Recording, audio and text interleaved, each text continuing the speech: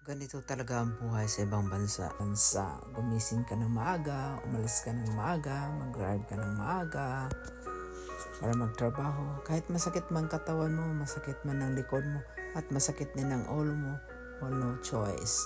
Kaya kailangan mong tapusin ang 8 hours. Kung ayaw mo mag-overtime, that's fine.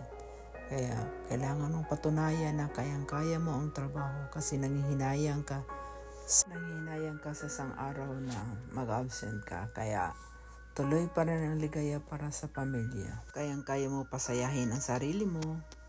Huwag kang malungkot. Trabaho lang yan. Alam natin na kaya natin ang trabaho natin para matapos ang isang araw.